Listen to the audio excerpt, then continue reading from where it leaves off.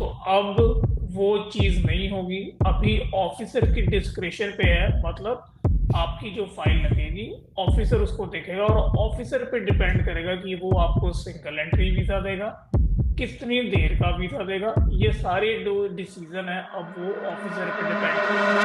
और अभी के चेंज के हिसाब से क्या 10 साल वाला बिल्कुल बंद कर दिया है? एंड आप लेट्स से कनाडा भी अगर पहले आ चुके हो तो आपको मोर चांसेस है कि मल्टीपल एंट्री वीजा मिल जाएंगे, या फिर उसको स्टडी में कन्वर्ट कर लेना और या फिर रिफ्यूजी क्लेम कर लेना।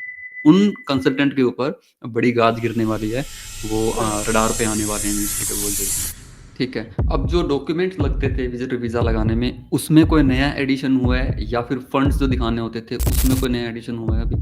अभी लोग नहीं लगा सकते सुपर वीजा। सबसे बड़ी इशू तो ये है कि आपको इनकम का क्राइटेरिया मीट करना पड़ेगा depending on your family size. आपको लगता है कि ये जो भी चेंज विजिटर वीज़ा में अभी तक किया है ये हायतोबा मचाने वाला चेंज है? स्टूडेंट इमिग्रेशन की सबसे बड़ा चेंज है जो कि एसडीएस कैटेगरी का है। इसके बारे में थोड़ा बताओ पहले तो कि एसडीएस कैटेगरी होती क्या है और इसमें क्या चेंज आया है, पहले क्या होता था और अब क्या होगा? कि अगर आप जैन बैच में लेट से टारगेट कर रहे हो तो आप पिछले साल से ही आपको, मतलब पिछले जून में या फिर पिछले साल के जून या जुलाई तक आपको फाइल लॉन्च करनी पड़ेगी। को इस चेंज की वजह से ऐसा भी होगा कि बहुत सारे जो स्टूडेंट्स हैं वो वीज़ा लगवा ही नहीं पाएंगे। अगर आपको कॉलेज चेंज करना है तो आपको एक नया स्टडी परमिट ढूंढना पड़ेगा। हेलो नमस्कार दोस्तों, कनाडा के इमिग्रेशन रूल्स में रोज कोई ना कोई नया चेंज आ जाता है। इसलिए कनाडा की इमिग्रेशन न्यूज़ को आप तक फास्ट तरीके से पहुंचाने के लिए हमने एक नई सीरीज स्टार्ट की है जिसमें हम कनाडा के लेटेस्ट इमिग्रेशन चेंजेस के बारे में बात करेंगे। और इस सीरीज में मेरा साथ देने वाले हैं गगन कालरा भाई, जो कि एक रेगुलेटेड कनेडियन इमिग्रेशन कंसल्टेंट भी हैं। इनके साथ मैं पहले एक पूरा पॉडकास्ट कर चुका हूं और इस पूरी सीरीज में आज के पॉडकास्ट के अंदर हम बात करेंगे स्पेशली नवंबर के महीने में आए दो बड़े चेंजेस। पहला चेंज जो है वो टूरिस्ट वीज़ा पर है, दूसरा चेंज जो है वो स्टूडेंट स्ट्रीम के ऊपर है। क्योंकि ये वीडियो मैं आप तक जल्दी से जल्दी पहुंचाना चाहता हूं इसलिए मैंने ऑनलाइन स्टूडियो भी सेटअप किया है और इस ऑनलाइन पॉडकास्टिंग स्टूडियो का ये मेरा पहला एपिसोड होने वाला है। तो चलिए बिना किसी देरी के शुरू करते हैं Canadian immigration news special podcast. This is Gagan Kalra on Chandrashekhar Arya stock.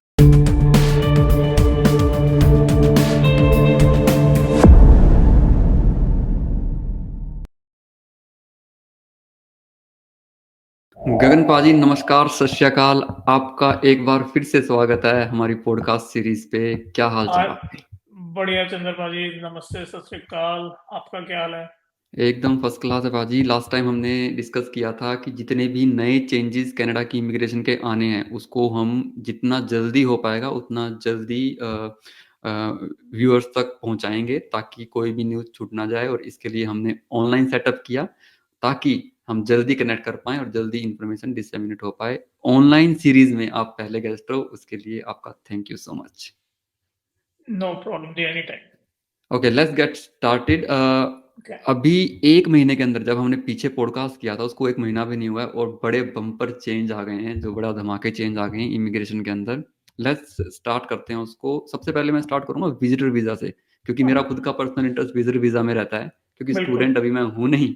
और विजिटर वीज़ा बहुत लगवाने पड़ते हैं, इवन पेरेंट्स के, रिलेटिव्स के एंड फ्रेंड्स के भी।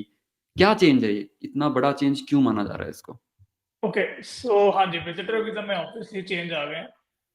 होल आइडिया इज कि थोड़ी स्ट्रिक्टनेस बढ़ाई जाए। जो लोग मतलब सिस्टम को मिस यूज करके ज्यादा टाइम के लिए कनाडा में आके रह जाते हैं, उनको अब अवॉइड करने के लिए, सब सिनेरियोज को अवॉइड करने के लिए अब विजिटर वीजा जो आगे आपको मल्टीपल एंट्री वीजा मिलता था बाय डिफॉल्ट सबको, और उसकी ड्यूरेशन होती थी या तो फिर 10 साल के लिए या आपके पासपोर्ट की वैलिडिटी के लिए। तो अब वो चीज नहीं होगी। अभी ऑफिसर की डिस्क्रिप्शन पे है, मतलब आपकी जो फाइल लगेगी ऑफिसर उसको देखेगा और ऑफिसर पे डिपेंड करेगा कि वो आपको सिंगल एंट्री वीजा देगा, कितनी देर का वीजा देगा। ये सारे जो डिसीजन है अब वो ऑफिसर पे डिपेंड करेंगे। अभी इस हम्म। पे मल्टीपल फैक्टर्स जो होंगे वो कंसिडर किए जाएंगे, जैसे कि आपका पर्पस ऑफ विजिट, कि कनाडा में आप करने क्या आ रहे हो, अपने पेरेंट्स से मिलने आ रहे हो या फिर किसी कॉन्वोकेशन के लिए आ रहे हो, कुछ पर्टिकुलर कोई स्पेशल इवेंट के लिए आ रहे हो, या किसी अपने लेट्स से काफी पेरेंट्स आते हैं अपने बच्चों के इधर, अगर कोई प्रेग्नेंट है उनके बेटी, तो उस पर्पस के लिए आ रहे हो, किसी बच्चे की टेक केयर के लिए आ रहे हो, या फिर फॉर दैट मैटर विजिट करने के लिए आ रहे हो। तो ये हम्म। सब फैक्टर्स को ध्यान में रखकर ही ऑफिसर अभी डिसाइड करने वाले हैं कि आपको ये सिंगल एंट्री मिलेगा, मल्टीपल एंट्री मिलेगा, और कितने टाइम का मिलेगा इसमें। ओके, सो इसमें ये चेंज मुझे ना दिख रहा है जैसे कि पहले 10 साल के लिए लग जाता था, राइट? हाँ मतलब आई जी। मीन जितना भी आपका पासपोर्ट पे वैलिडिटी बची हुई है उतने टाइम का लग जाता था, गोज मैक्सिमम टू 10 ईयर्स, और मल्टीपल एंट्री होता था। और अभी के चेंज के हिसाब से क्या 10 साल वाला बिल्कुल बंद कर दिया है, या टोटली इमिग्रेशन जो ऑफिसर है उस पर डिपेंड नहीं, करता है? ऑफिसर पे डिपेंड करता है। बंद नहीं किया है। अगर आप ऐसे हो, जैसे मैंने आपको अभी पर्पस ऑफ ट्रेवल बताया, आपकी हम्म। प्रोफाइल इंडिया में या फिर कनाडा के बाहर जिस भी कंट्री में आप हो, उस कंट्री में आपकी क्या सोर्स ऑफ इनकम है, क्या आपके पास फंड्स कैसे हैं, लिक्विड फंड्स कैसे हैं, आप उस कंट्री में एस्टेब्लिश कैसे हो, फाइनेंशियली सोशली कैसे एस्टेब्लिश हो, आपका प्रायर ट्रैवल ट्रैवल हिस्ट्री क्या रही है। तो ये सभी फैक्टर्स के बेसिस पे वो डिसाइड करेंगे। अगर you have been travelling to let's say US, other countries you have visited, and आप लेट्स से कनाडा भी अगर पहले आ चुके हो, तो आपको मोर चांसेस है कि मल्टीपल एंट्री वीजा मिल जाएंगे। बाकी अगर अगर आप ऐसे हो कि अभी जिंदगी में कभी ट्रैवल नहीं किया, जब मोस्टली हमारे क्लाइंट्स होते हैं कि कनाडा ही आ रहे होते हैं सबसे पहली बार, बिकॉज बच्चे बच्चे इधर आते हैं और उसके बाद parents usually they don't travel a lot, and first time if you are applying for Canada, तो डिपेंड करेगा ऑफिसर पे। जैसे कि मैंने बोला कि ये सभी फैक्टर्स जो हमने डिस्कस किए हैं अभी तक, उनसे उन पे ही डिपेंड करेगा कि आपको कितनी देर का मिलेगा। तो अभी आने वाले टाइम में ज्यादा क्लैरिटी इसमें आएगी जब अप्रूवल्स आने स्टार्ट होंगे। बट अभी हम्म। ऑफिसर किस किस फैक्टर्स को ज्यादा वैल्यू करेंगे उसकी अभी पूरी तरह क्लैरिटी नहीं है, बट हाँ फैक्टर्स क्लियर है कि ये सब फैक्टर्स होने वाले हैं। ओके, कुछ ऐसा लग रहा है गगन पाजी कि जो मान लो नॉर्मल विजिटर थे, मान लो मेरे पेरेंट्स हैं या मेरे कोई सिबलिंग्स ने आना है जो वेल एस्टेब्लिश्ड है वहाँ पे, हम्म। वो तो ट्रबल मेकर थे ही नहीं यहाँ की इकोनॉमी के लिए या किसके लिए। वो तो इनफैक्ट यहाँ की इकोनॉमी को कहीं ना कहीं सपोर्ट ही करते थे, राइट? हम्म। तो ये जो चेंज है कहीं ना कहीं इनडायरेक्टली कुछ और चीजों को रोकने के लिए किया गया है। उसके बारे में थोड़ा डालोगे कि क्लियरिटी दोगे कि एक्चुअली विजिटर वीजा पे आके कौन किस तरह की जो कैटेगरी थी वो इकोनॉमी वाइज या कनाडा की इमिग्रेशन वाइज ट्रबल मेकिंग थी? मोस्टली आप देखेंगे जो विजिटर पे काफी लोग आते हैं, उनका मेन फिर मोटिव यही तो यही होता है कि इधर आके परमानेंट सेटलमेंट, या तो इधर आके वर्क परमिट में कन्वर्ट कर लेना, ठीक है, या फिर उसको स्टडी में कन्वर्ट कर लेना, और या फिर रिफ्यूजी क्लेम कर लेना, असाइलम क्लेम कर लेना। तो ये हम्म। सारे फैक्टर्स हैं कि मतलब फ्यूचर में अभी आने वाले टाइम में करने को, तो अगर विजिटर वीजा पे अगर आप सिंगल एंट्री में भी आ रहे हो, ये सब चीजें आप फिर भी कर सकते हो। बट आगे अगर और चेंजेस देखे जाए, असाइलम क्लेम्स पे भी इन्होंने स्ट्रिक्टनेस बढ़ा देनी है, because a lot of people have been filing for asylum. Work permit लेना भी अब इतना इजी नहीं हो रहा। स्टडी वीजा में भी और चेंजेस आ गए हैं, और ऊपर ऑन टॉप विजिटर वीजा में भी चेंजेस आ गए हैं। तो ये सारे अभी लाइन एक ही चीज की तरफ हो रहे हैं कि अगर किसी को आना है तो वो टेम्परेरी ही आएगा, and they will eventually have to go back.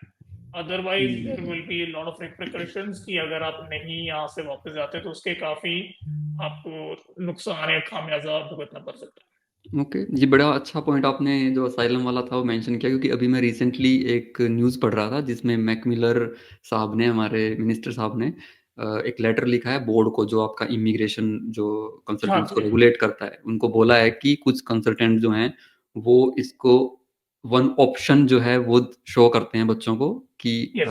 If nothing is happening, आप असाइलम वाला रास्ता पकड़ो, उससे आपका यहाँ इमिग्रेशन स्टेटस जल्दी बन जाएगा। तो उन कंसल्टेंट के ऊपर बड़ी गाज गिरने वाली है, वो रडार पे आने वाले हैं मिनिस्ट्री के बहुत जल्दी। तो इस चीज़ का भी बड़ा ध्यान रखना पड़ेगा कि अगर आपकी एप्लीकेशन लग रही है उस असाइलम कैटेगरी में भी, इसका जरूरी नहीं है कि वो प्रोसेस हो पाए आपकी। बट एनीवेज वो एक सेपरेट इशू बनता है।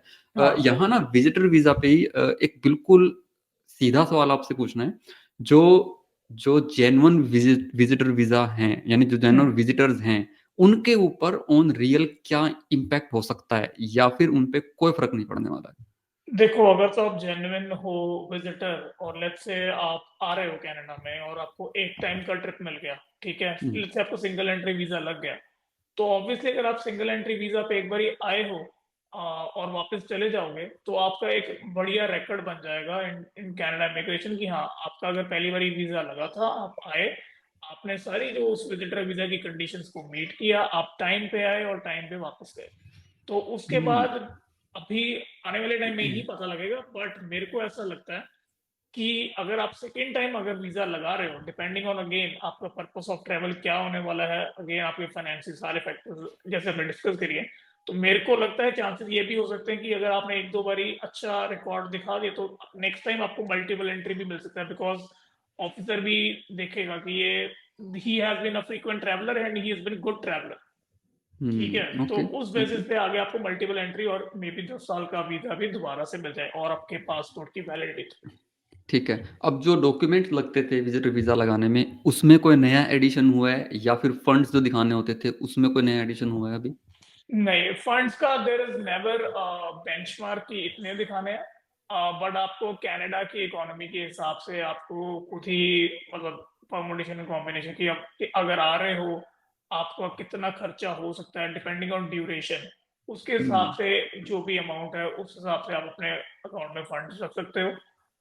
अगर एक महीने का ट्रिप है तो आई पर्सनली प्रेफर कि क्लाइंट को अगर इन मतलब रुपीज में बात करें, कैनेडियन डॉलर में बात करें, तो 10-11 हज़ार डॉलर तो होना चाहिए। ओके। आपकी बातों से गगन पाजी ऐसा लग रहा है कि पहले जैसे हम पेरेंट्स का विजिटर वीज़ा लगवा देते थे, 10 साल का था, तो वो कभी आते थे, 5-6 महीने रह के निकल जाते थे, वापस चले जाते थे, फिर अगले साल फिर आगे 2 महीने रह के फिर चले जाते थे। तो अब ये वाला जो साइकिल है, ये थोड़ा डिस्टर्ब हो सकता है कि अगर आपके पेरेंट्स के पासपोर्ट पे 10 साल का वीज़ा नहीं है ऑलरेडी और आप नया लगवाने वाले हो, तो उस केस में सुपर वीज़ा अब ज़्यादा पुश होने वाला है हम जैसे लोगों के लिए, सो दैट पेरेंट्स का, क्योंकि बार बार वीज़ा लगाना इज ए अगेन थोड़ा सा हैसल वाला काम है ये थोड़ा इंडिया में भी, क्योंकि पेरेंट्स को इतना नॉलेज है नहीं, एंड हाँ देन जी। उनके पासपोर्ट भेजना एंड एप्लीकेशन लगाना। या ये भी थोड़ा फिर अभी डिटेल में अगर इसमें क्विक आपको मैं इसका सिनेरियो बताऊं, तो हम्म, अभी सुपर वीजा पे कोई चेंजेस नहीं आए हैं। ठीक है। विजिटर वीजा पे तो आ ही गए हैं चेंजेस, सुपर वीजा में भी आपको फिर सभी लोग नहीं लगा सकते सुपर वीजा। सबसे बड़ी इशू तो ये है कि आपको इनकम का क्राइटेरिया मीट करना पड़ेगा depending on your family size, और उसके बाद सुपर वीजा के लिए आपको पीआर और सिटीजन होना जरूरी है। अगर आप अपने पेरेंट्स को बुला रहे हो तो आपको पीआर और सिटीजन होना जरूरी है। तो हम्म, काफी जो हमारे क्लाइंट्स होते हैं, बच्चे वर्क परमिट पे भी बुलाते हैं, स्टडी परमिट पे भी बुलाते हैं, है ना, तो उनके हम्म, लिए थोड़ा सा डिफिकल्ट होगा to get the visa. Hmm, but अगर ऑब्वियसली सुपर वीजा तो लगा ही नहीं सकते, विजिटर वीजा की कंडीशन उन पे तो ज्यादा अप्लाई होंगे। और पीआर वालों के पास तो चलो ऑब्वियसली ऑप्शन है ही है, अगर आप विजिटर वीजा नहीं लगाना चाहते तो सुपर वीजा लगाएं फिर। ओके, और ओके। या आपको लगता है कि ये जो भी चेंज विजिटर वीज़ा में अभी तक किया है, ये हाय तौबा मचाने वाला चेंज है? टू बी ऑनेस्ट मेरे को ये इतना कुछ खास प्रॉब्लमेटिक चेंज नहीं लगता है।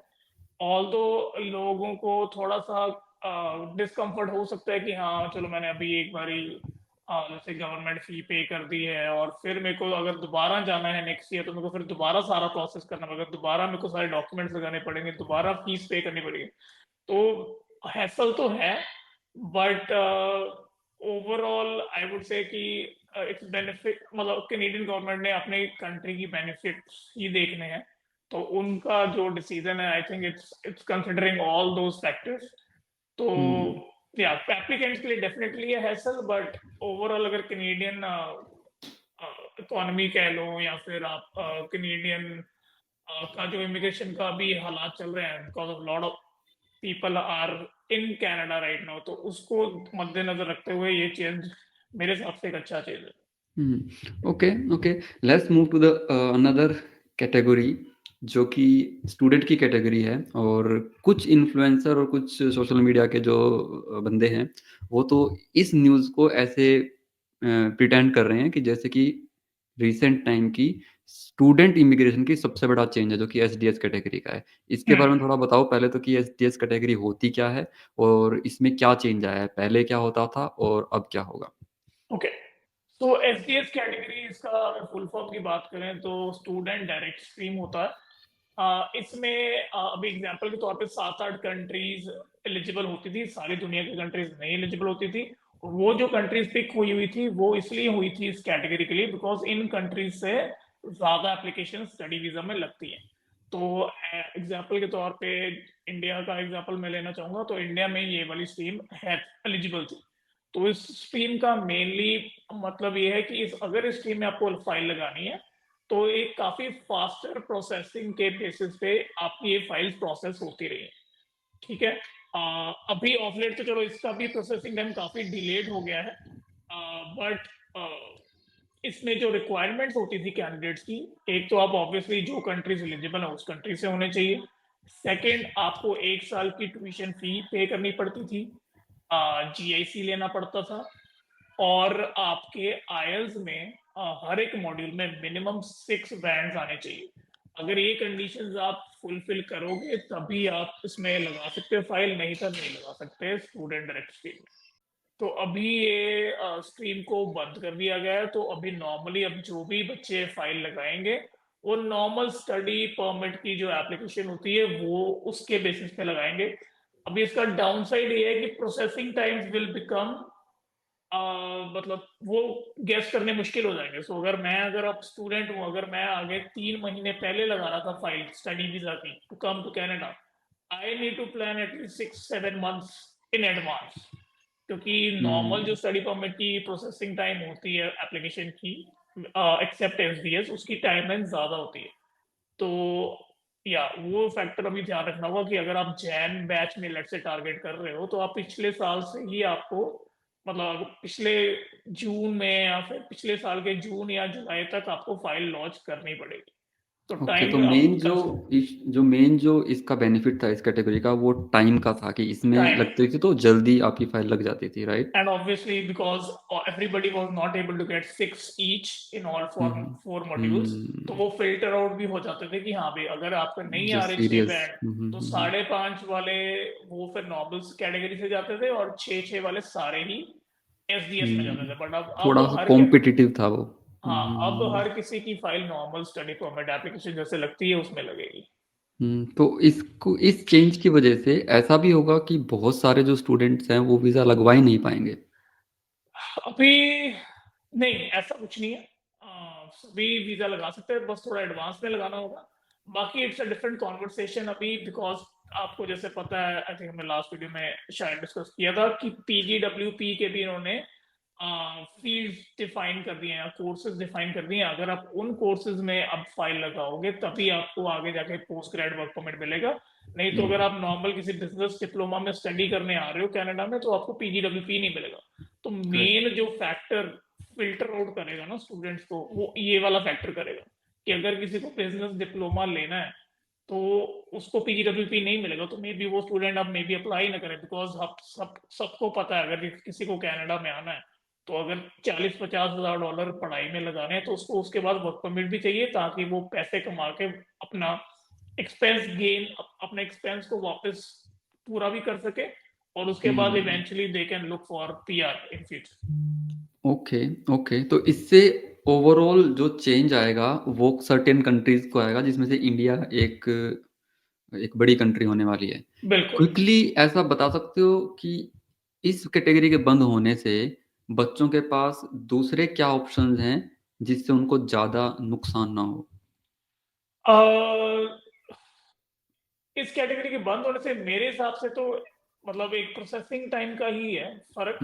उसके जो कि अलावा तो आपके हाथ में नहीं है, हाँ, जो राइट? आपके हाथ में वैसे भी नहीं है, बट जितना आप आगे जाके जितना आपका बेटर प्रोफाइल होगा उतने ही आपके चांसेस स्टडी वीजा लगने के बेटर होंगे। तो हम्म। फाइल आपको अभी भी लगानी है, प्रोसेस रिमेन्स द सेम, एक कैटेगरी बंद हो हम्म। गई है that was there for faster processing, that's about it.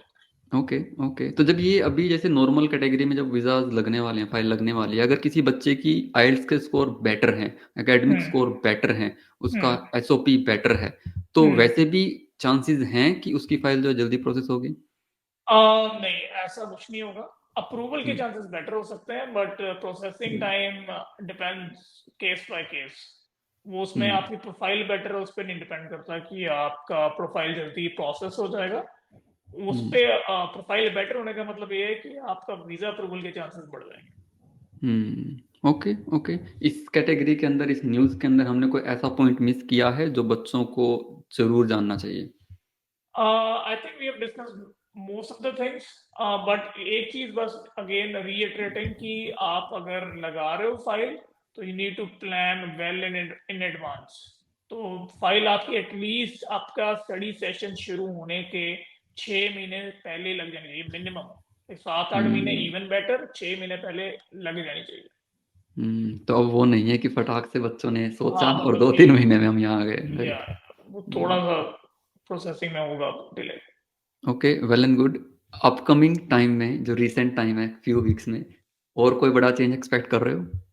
अभी एक चेंज जो अभी फिर से अभी लास्ट वीक ही आया है, उस पे क्विकली कर लेते हैं बात।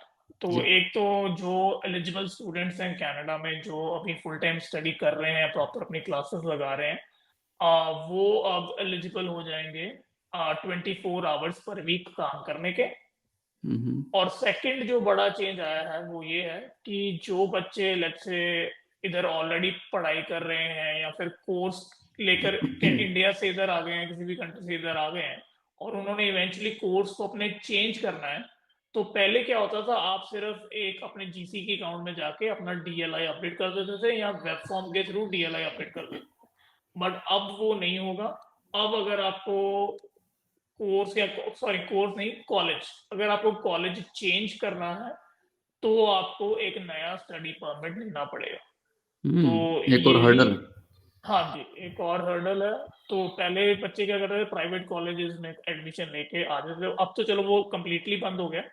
बट पहले हम्म। प्राइवेट कॉलेज में या किसी भी मुश्किल कोर्स में ले ली एडमिशन कि हाँ भाई एक बार वीजा लग जाएगा, उधर जाके इजी कोर्स ले लेंगे। तो अभी हम्म। अगर आप इजी कोर्स लेते हो और कॉलेज स्विच करते हो तो आपको नया स्टडी परमिट लेना पड़ेगा। You will have to basically prove them कि हाँ क्यों चेंज कर रहे हो, what is the whole intention of changing the course, that's what they are looking for. Okay okay, I think that's fair enough. और आज के लिए जो दो टॉपिक मुझे कवर करने थे उस पे इंफॉर्मेशन मिल गई है। जल्दी ही जो नया चेंज फिर से आएगा तो हाँ जी, हम दोबारा से फिर राइट। से कनेक्ट करेंगे। आपका एक बार फिर से बहुत बहुत थैंक यू गगन पाजी, टाइम देने के लिए। कोई प्रॉब्लम नहीं, it was my pleasure. And hopefully आपकी ऑडियंस को ये वाले जो चेंजेस आए हैं इनके डाउट्स क्लियर हो जाएंगे। बाकी अगर आपको, अगर वो कमेंट बॉक्स में या किसी भी अगर कोई भी डाउट है, they can directly reach out to me और they can message in the comments as well.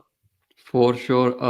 Viewers को एक बार ये कॉन्टेक्ट जरूर दे देता हूँ कि जिन्होंने पहले वीडियो नहीं देखा था, कि गगन पाजी एक रेगुलेटेड कैनेडियन इमिग्रेशन कंसल्टेंट हैं। इनकी तरफ से जो भी इंफॉर्मेशन मिल रही है वो ऐसा नहीं है कि एक एज ए लेमैन मिल रही है, ये एक एक्सपर्ट हैं। बट ये जितनी भी एडवाइस हमने यहाँ दी है वो उसको professional advice on screen count ना किया जाए, क्योंकि सबकी सिचुएशन, सबकी फाइल अलग अलग होती है। अगर आपको रीच करना है तो गगन पाजी के इंस्टाग्राम हैंडल को मैं डिस्क्रिप्शन में डाल दूंगा, और जो इनका बिजनेस है वो जोनिक इमिग्रेशन के नाम पे है, इनकी डिटेल भी मैं नीचे डाल दूंगा, सो दैट आप अपनी पर्सनलाइज्ड फाइल को उनके साथ डिस्कस कर सकें।